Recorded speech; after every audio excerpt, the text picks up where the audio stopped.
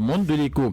Dans Monde de l'écho, donc, on s'intéresse à un autre sujet. Ce serait cette fois-ci avec Ulrich Ballot qui s'installe. Ulrich, bonjour.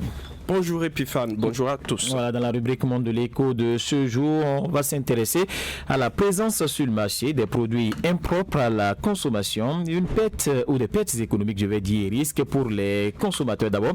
Quel est le constat sur le terrain?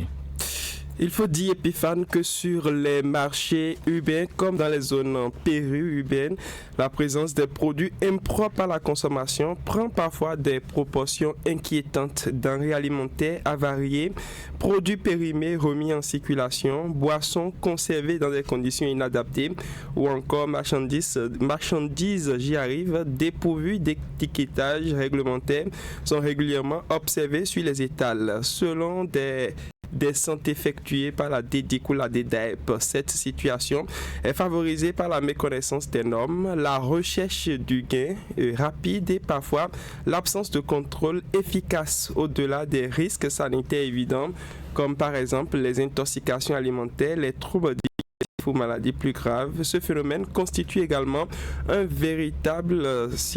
véritable perte économique pour les consommateurs contraints de jeter les produits inutilisables après achat, et les défenseurs des droits des consommateurs ont connaissance de cette situation. Auguste Nougbodieni.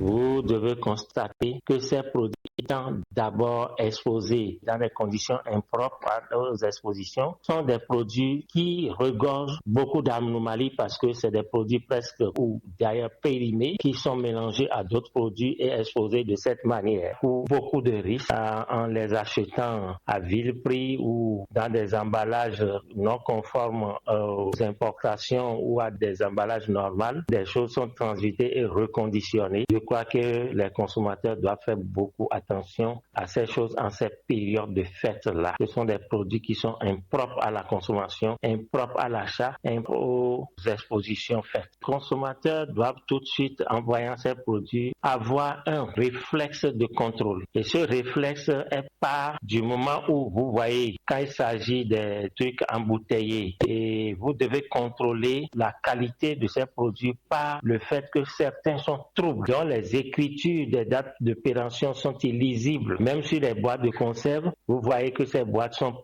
pliées par endroits ou cabossées par endroits.